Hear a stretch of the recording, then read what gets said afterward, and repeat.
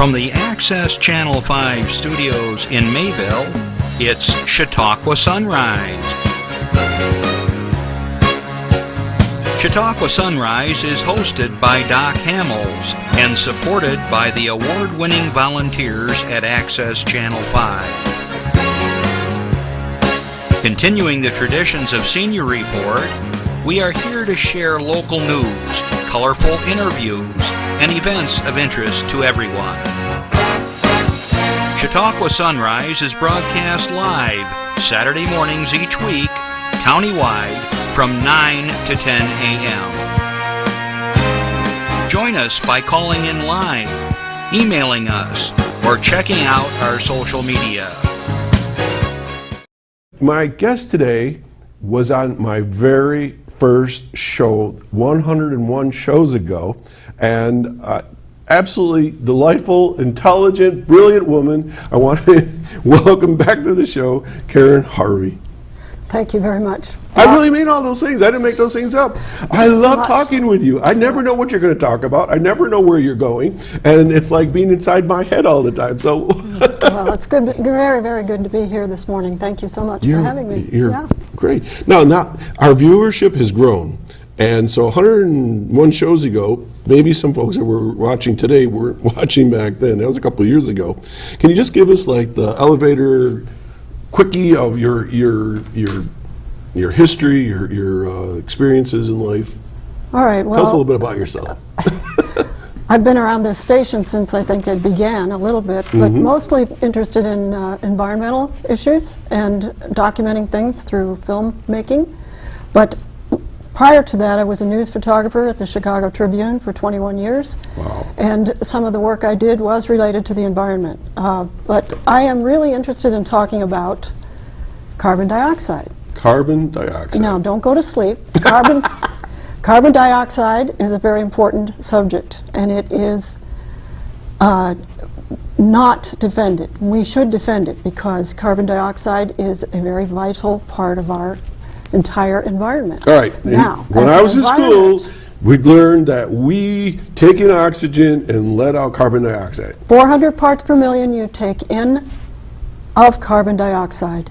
And we're taking it in as well. We're breathing it in, 400 parts per million. But how much do you breathe out? I have no idea. 40,000 parts per million. We're producing carbon dioxide. Of course we are. I don't know this stuff. That's why I have you on the show.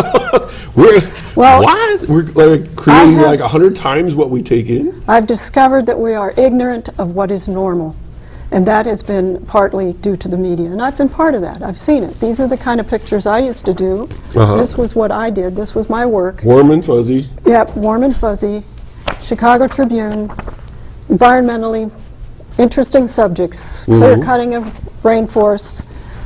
Things you can see and feel. Rivers in the city, and biodiversity in the dunes around the Great Lakes, preservation of the prairies. That was what my job was, and I enjoyed every minute of it. But since then I've discovered that I have become one of the many people who is ignorant of what our real world is about. And what we're hearing is climate change is caused by human beings. That's a scam. We're hearing that we need to invoke a carbon dioxide tax. That is a scam, as Donald Trump would say very, very rapidly. Now I document farmers, local organic farmers, film, and I watch what they do, and they know very well that carbon dioxide is not a pollutant. It is the most vital food for life on the planet, and I can explain that. Please do. When we think about carbon dioxide, we have to realize that air. All right, things that's right around us right this minute. Right there, air, nitrogen, oxygen, and where's carbon dioxide? Can you see it? It's pretty teeny tiny. Looks like less than a percent. 0.03% of the atmosphere is carbon dioxide, 0.03%. But what you see on television is greenhouse gases. However, greenhouse gases are primarily water vapor. Yeah. You don't see that in many pie charts. You can find it. It's hard to find. Okay. So carbon dioxide is the food that plants eat.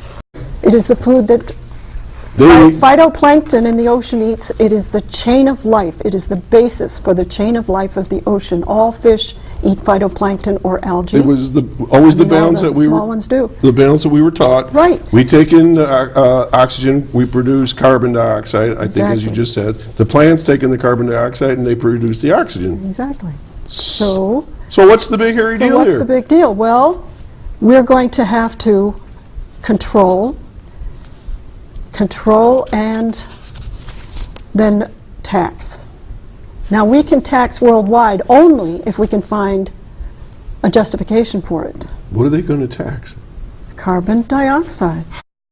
Pollution is conflated, is very much conflated with carbon dioxide. Carbon dioxide is one of the basic elements of life. It's very, very important. So how can they do this? What we have seen is an attempt to make the temperature go up. But the temperature since 1998 has not gone up. Okay, so for our listeners in Jamestown, we're looking at a chart right now, and we're looking at, what, 3 different lines. First one is okay, why don't you go ahead and describe the chart for us? First line, the red line is what we have seen proliferate, which is computer models of what our climate is going to become. So this is the red line. What our temperature will become. Shooting up on a 45-degree angle. Right. Actual data is what you measure, not what you project. It's not what you make up or anticipate. It's what you measure. So up to a certain point, you've got a correctness. But up to 98 to 2000, this is what they project. However, this period of time has passed, and we can see what has transpired, and it's pretty level. So the reality is, nothing's happened. Right. So the red line says we anticipate this kind of temperature rise, and they want to blame it on carbon dioxide. The blue and green lines are balloon and atmospheric lines that show the actual temperature during that period of time, which has stayed relatively stable. So you ask yourself, what is going on? There are a number of mechanisms that you can find out very quickly. One is the Great Global Warming Swindle, which is a Channel 4 British mainstream video that has at least 30 scientists saying, you know, I was part of this. I was part of the IPCC, the International on Climate Change, and now I'm not, because is this on the YouTube? Data. Yeah, it's on YouTube. You can see it on YouTube. And this is called the Great Global Warming Swindle by Channel 4 UK. Could the sun have anything to do with climate? We do have a sun up there that kind of generates a little heat. Yeah, does its thing. So what I'm concerned about is the fact that when you get down to earth to common sense, you go talk to the farmers, they know carbon dioxide is a vital part. They pump 1,200 parts per million into greenhouses to get plants to grow better. They also know it's not a pollutant. They find that it's ridiculous that we have condemned a naturally occurring cyclical thing. The earth is in balance. Carbon dioxide is absorbed by many compounds and many gases. It moves from water to soil to atmosphere and back, and then, of course, plants consume it and fix it through photosynthesis into wood and potatoes and rice and all the things that we eat. Keeps moving right along through the system. It just keeps moving. The same with methane. They're reactive gases. They have very short lives in the atmosphere. And there are many other factors. In fact, there are hundreds and hundreds of factors that govern our climate, including the tilt of the earth, the rotation of the earth, the Earth's position in the universe, and the universe position in the entire elliptic, which is the many universes. It's all connected. If one changes, a little change or not change. All right, so carbon dioxide you're talking about, and you already alluded to a tax. Let's hold that thought for a second. So where does carbon dioxide come into global warming? Is this a different topic? Carbon dioxide, the first little bit of it, does contribute to the greenhouse effect. If we didn't have this, we wouldn't have life on Earth. If we didn't have a greenhouse, we'd be Mars. So what they're saying is that greenhouse effect is that layer that surrounds the Earth that holds in the temperature. The sun's radiation bounces off the Earth and is held in by this surface somewhat, and part of it, most of it, 95% of it is the water vapor that's up there. Okay. A tiny bit is carbon dioxide, which interacts with other compounds, including methane, nitrogen, and oxygen. And we have weather. We have localized weather, and we have long-term climate. What I have found interesting is the history of what we in this area should be familiar with, and that's the Vikings and their effort in 900 AD. From 900 to 1350, they were successful in settling the area of Greenland. Mm-hmm. Now, Greenland is a big subject right now, but Greenland from 900 to 1300 was 3 to 5 degrees warmer than it is today. That was called the medieval warming. Many sunspots. When the sun is active, the temperature rises.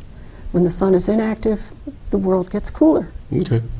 So that the Vikings built, there were probably 8,000 Norse settlers who came from Iceland, from Scandinavia, and they built farms, and they raised sheep, and they raised cows, and they raised corn, and they had so much money that the Pope took notice, and he began to ask for tithe. So they built cathedrals, and they sent bishops from Rome. Mm-hmm. There were 17 bishops in Greenland who received the tithe that helped finance the Crusades.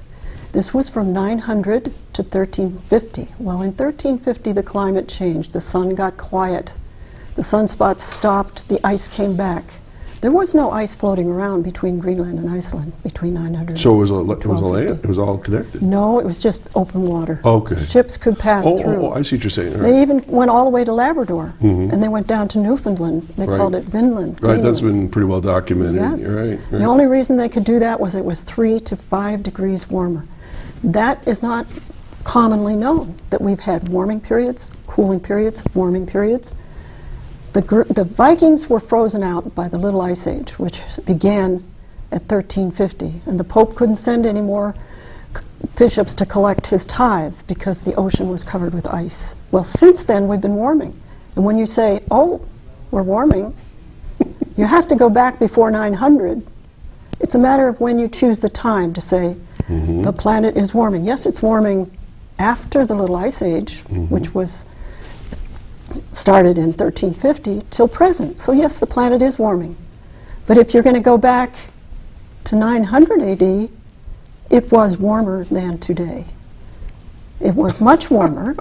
I wonder what it was like around here. They had nunneries. They had everything that a good farm could want. So that's all been, but now that's all under ice?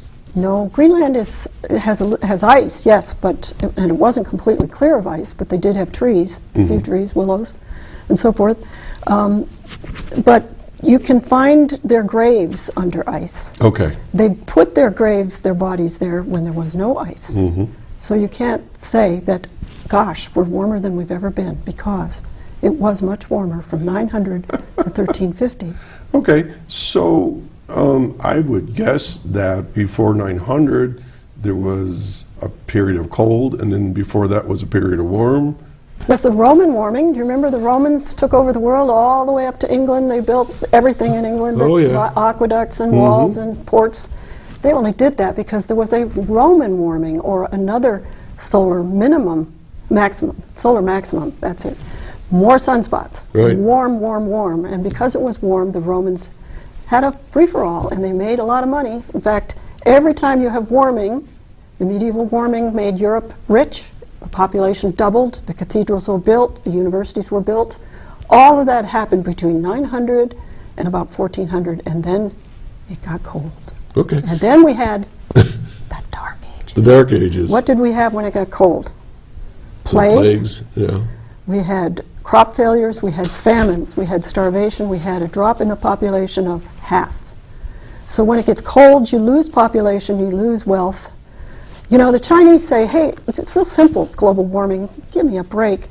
Look back 2,000 years, we have our records. We know it got warmer. We know it was warmer because we had so much that we could do so much with back when it was warm.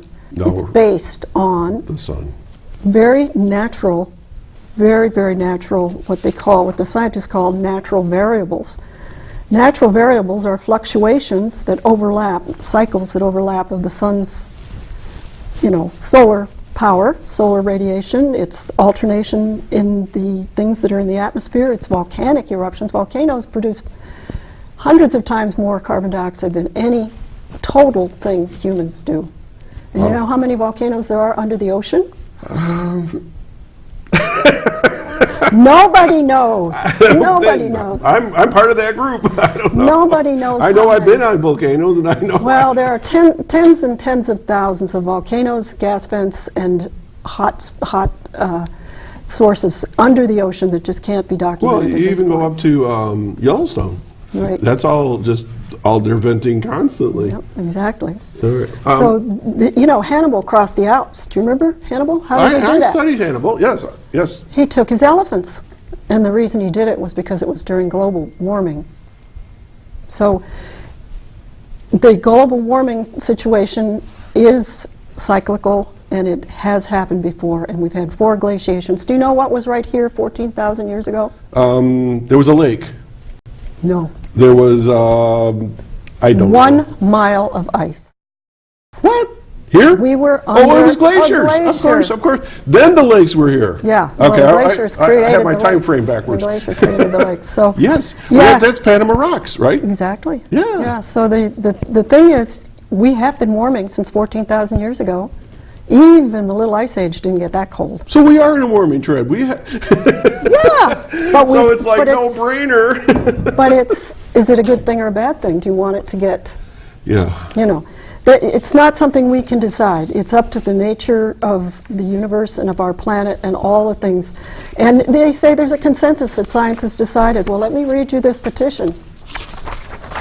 Scientists. This is from whom? This is the Oregon. It's a petition of scientists. Okay. They say there's a consensus of science that, oh gosh, the world is going to die because there's carbon dioxide. Mm-hmm. Well, here is one group that doesn't. It says there is 31,487 scientists have signed this. 9,029 of these scientists are PhD recipients. 31,487 scientists say there is no convincing scientific evidence that human release of carbon dioxide, methane, or other greenhouse gases is causing or will, in the foreseeable future, cause catastrophic heating of the Earth's atmosphere and disruption of the Earth's climate. Moreover, there is substantial scientific evidence that increases in atmospheric carbon dioxide produce more beneficial effects upon natural plant and animal environments of the Earth. That carbon dioxide produces many beneficial effects upon natural plant and animal environments of the Earth. Now, these guys have been frozen out. There is no funding. As a journalist, I watched the environmental journalism begin. Mm-hmm. I watched the reporter get hired. I watched the category start. That reporter has to come up with dramatic stories all the time. If he comes up with something that says, this is normal, he's going to be writing obituaries. All right. So it's the same in the universities. There's environmental science, there are categories of study, there are all sorts of things. They're funded, but the normal is not funded. Okay. Why don't you hold your breath? We got a caller. Okay. Want to take a call? Sure. Okay, good morning, caller. Good morning. Enjoying your show very much. I was wondering if your guest would comment on the COP21. That's the meeting in Paris where they decided that they had to impose a carbon tax. Uh-huh. Why are they doing that, and is that still on the table? Are they still trying to impose that carbon tax? And I have a second part to that question. Okay. Well, they are interested in a global governance. They're interested in what's called control and command and control. Command and control means you get it becomes the dominant persuasion on a subject, and then you impose a control, which would be a tax. And that's the way governments start. They tax the people. They did in medieval times, and that's the way it went. It's a transfer of power. It did not succeed in Paris. Most of the countries said no. Okay. Germany and Japan have invested billions and billions of dollars in alternative energies, and their energy costs have gone very high. We have per kilowatt hour here paying approximately 9 cents per kilowatt hour. Correct me if I'm wrong. Germany pays 38 cents per kilowatt hour for electricity. Can you 'Cause they're imagine what using- your electric bill? Because will they're be? using green They energy? subsidized to such a degree, and they've now said that doesn't work. And they're building how many more? 46 new coal-fired plants. Really? Japan is doing the same thing, and so is China. They know it is not sustainable. If it's not economically sustainable, it is not sustainable. How is this Period. happening under our noses and we don't even know it? I mean, It's normal. I just don't We know don't this stuff. report normal. I know that. So what you're saying, we're reverting back to what we were doing? Well, coal energy is very efficient, it's very cost-effective, and it's been improved. Okay. It's been improved tremendously. Our I used to fight coal plants. I see that. Our caller had a second part to his question. Go ahead. Thank you.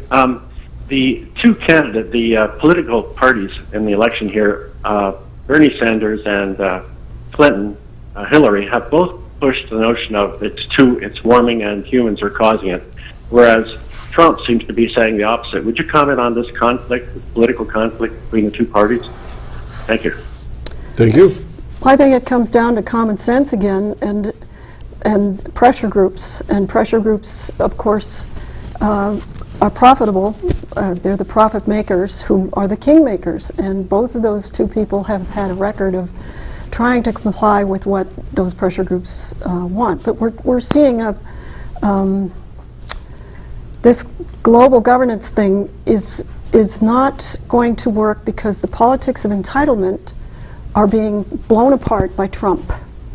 Now we have to, it remains to be seen what he represents in the long run, but at this point the politics of entitlement are something he's attacking. And he wants to see good business, but he wants to see economic sustainability, and that means you have to be economically sound. You can't just do, you can't subsidize. We have this thing in our local example of the windmill farm up in Silver Creek, and I can't remember the name of it. Arkwright and But it's called, the project, it's called EverPower.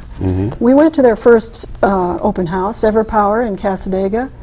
It's called the Cassadaga Wind Project in Arkwright, Charlotte, and Cherry Creek. It will produce 126 megawatts. It will have 58 turbines up there on the hill in Chautauqua County, and it will encompass 40,000 acres. So I spoke to the president of the company, and I asked him on tape, how are you getting the money to do this? And he said, it's subsidized by the state taxes. 75% of the money to build these will come from you in your pocket, and then you will pay for it in your energy bills. NYSERDA? Is that the organization that would do the subsidies? Yes, exactly. Okay. And I said, so if you have wind turbines up there, how long before it will break even in terms of the money that you invested? He said 15 years before you get your money back and make a profit. I said, well then, how long do they live, these turbines with much maintenance? And he said 20 years. And Donald Trump would say, no thank you. That's not viable. It is not viable because it's not economically sustainable.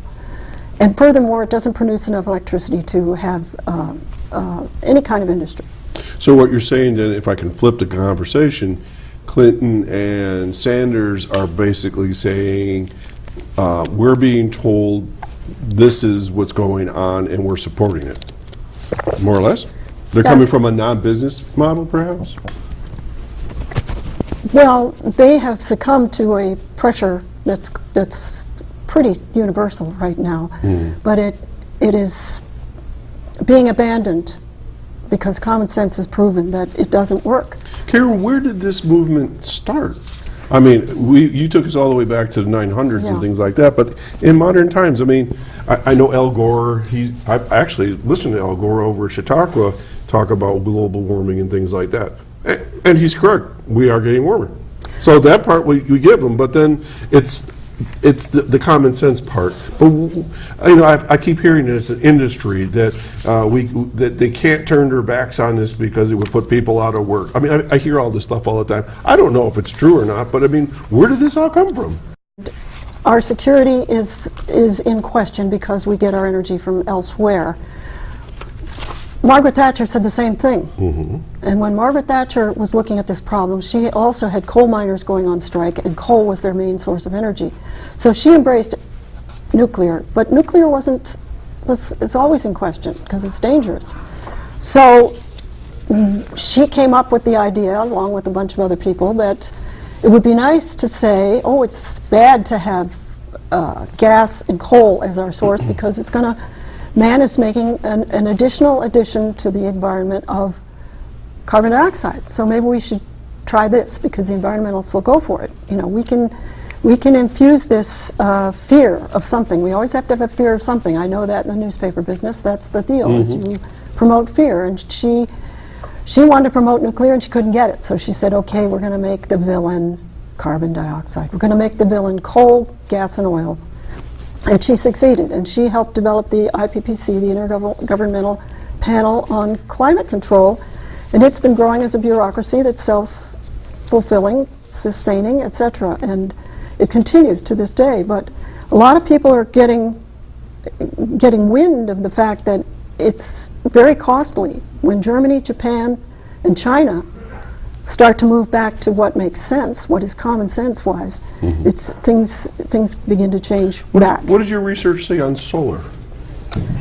Well, the true cost of solar is, once again, a large amount of material put into play, a large amount of space, and not much return. And it's not reliable. It comes and goes depending on the sun, just like wind. And you have to, every one of these countries, Denmark is a good example, had to back up everything with coal and gas. They have to have the same, they have to have a duplicate of energy production in order to sustain a society. And the best way to fight poverty and to develop a civilization is to have cheap, reliable energy. Okay, so we fought the battle of pollution. The coal factories were polluting the air and so forth. True or false? We have. It's cleaned up tremendously. Okay, so what you're saying... When I first came here, we were doing acid rain. So your grandfather's coal factory is not today's coal factory? Much different. Much different. And is there room for green energy? Well, there's many things on the table that the military has that they will eventually have to share with us. There are many sources of energy. The Tesla source of energy. Oh, yeah. There are many, and they should be working on those. Instead, we're funding the wrong thing. We need to fund a direction toward adaptability, toward possible warming, more likely cooling, because the sun has gone to sleep again. There have been very few sunspots, and you know, they really need to study what is actually happening, not what they project. Computer projections aren't going to save us if we're on the wrong directory. You know, if we're on the wrong direction. And they never talk about the benefits of having energy. They just relegate the third world to not having energy. They're saying solar and wind. Solar and wind will not carry industry. It just can't. And for us to dictate, to command and control other countries such as South America and Africa, it's totally immoral. It is not. It is a question of whether we value their lives as much as our own. And we're not. We don't see that coming from Bernie Sanders or Hillary Clinton. We see entitlement. This country has entitled to what it has, but other countries are not. And that has to be questioned. So if I can summarize up to this point, what I'm hearing is that there was a movement to control. And part of the control was using the excuse of carbon dioxide, right. And now they've taken it to a level that it's almost rampant in the world, that this thought process is that carbon dioxide is bad, and they've built an industry around it, they've built policy around it, they've built cultural thinking around it, and now it's almost becoming part of a control system universally, where we're extending our thinking and our policies and governmental mandates on other countries. That's what the Paris Accord was about. That's what it was about, and that's what Kyoto was about. And it is really, it's sort of like saying states' rights here. Do we have the right to decide for ourselves what is best for ourselves? Or are we going to comply with what someone else tells us, who is probably if you want to define them in a clear way, part of the 1% who is perfectly capable of warming their homes and transporting themselves, with plenty of money. So, there are a number of issues other than that come up, like they say, well, let me go back and correct the carbon dioxide myths. If you were in a submarine, your alarm would not, they say it's a poison. It's not. The alarm would not go off in a submarine until you were breathing 8,000 parts per million. Okay. We are presently at 400, almost 400 parts per million. We have been much higher than that over millennia. In fact, the higher times were during ice ages, which doesn't indicate that carbon dioxide had anything to do with climate. When you see the Al Gore graph that shows that temperature and carbon dioxide correspond, he's giving it in hundreds and millions of years. If you get it onto a smaller scale, you can always see that the carbon dioxide lags behind the temperature rise by 800 years. Okay. So why would it get more carbon dioxide when it gets warm? The oceans, when they get a little warmer, give off carbon dioxide. Okay. As a consequence, the plants grow much more, and they absorb carbon dioxide. Folks, you're watching Chautauqua Sunrise. I'm Doc Hamels, and my very fine guest is Karen Harvey, and she is throwing all kinds of stuff at me, and it's making sense, and I want to see if it makes sense to you. So let's keep on with the conversation. So the oceans, when they get warm, they produce more carbon dioxide, Right. which makes more algae, which is good for fish and people and everything. So And plants and trees and so forth. Well, so balance is the key, and balance has been the case with the Earth long before man was here. It came cold. Climate has changed from cold to warm to cold to warm. Now, take the example of the ocean. People say, well, if it gets warm, it'll get acid. Well, the ocean presently is 8 to 8.5 pH. The normal, neutral is 7. So it's got a ways to go.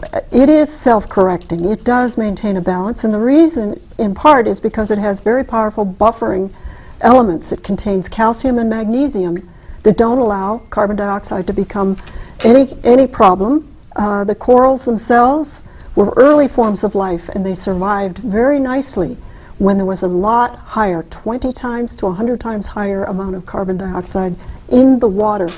They just form it into limestone. Okay. Limestone is a holder of carbon dioxide, etc.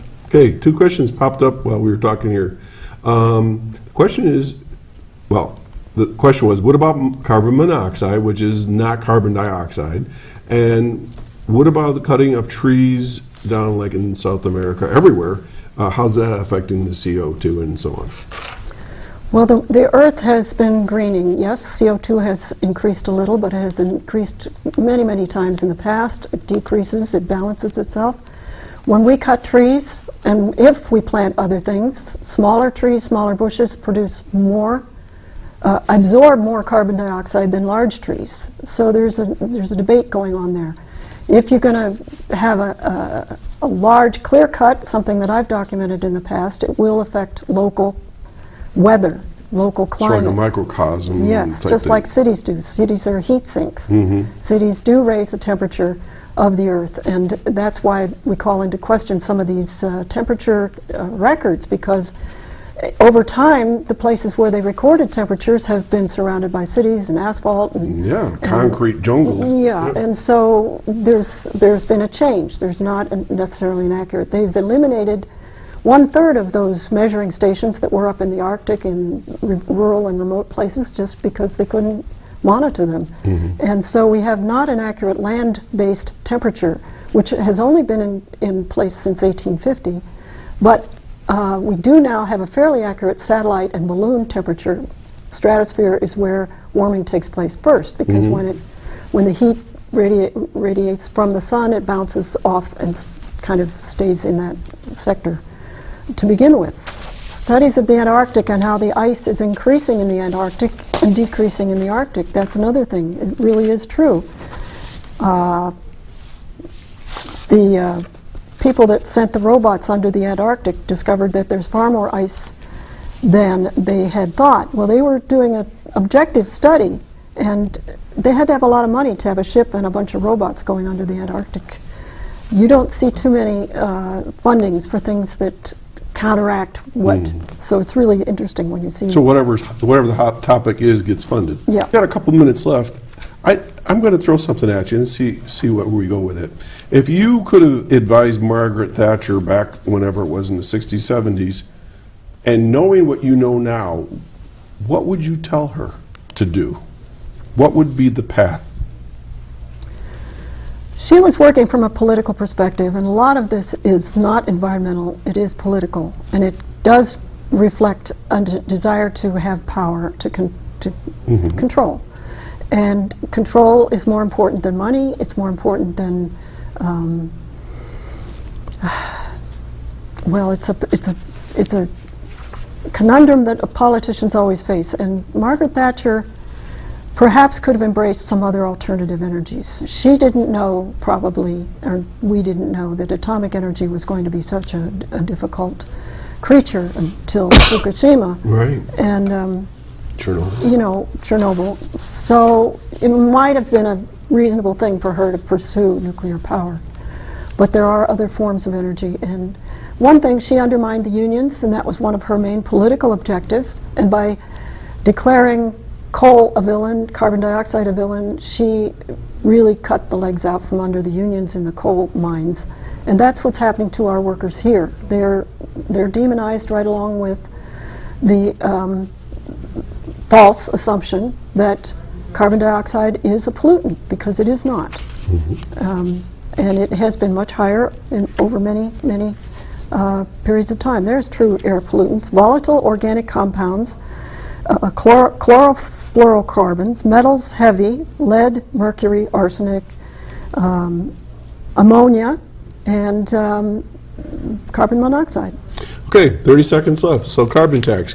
Carbon tax is just a way for global governance, a strategy of command and control that will allow a few people to dictate what the rest of us do with our energy. And common sense just says, please, don't blame carbon dioxide. It is the most vital food for life on this planet. Folks, there you have it from our friend Karen Harvey, who does the research for us, and thanks so much for making my head spin this morning. You know, I felt that was sort of where we were going, that we were going through cycles, and that maybe some of this was a bunch of baloney. You made me think more on it, and I hope my viewers and listeners feel the same way. Thanks so much. Will you come back another time? Sure, you're welcome. And make me crazy on a Saturday morning. Folks, you've been watching Chautauqua Sunrise. I'm Doc Hamels, and my guest has been Karen Harvey, photojournalist and expert on many, many things. And we'll see you all again next Saturday morning right here on XS5. Have a wonderful weekend and watch the weather. Take care.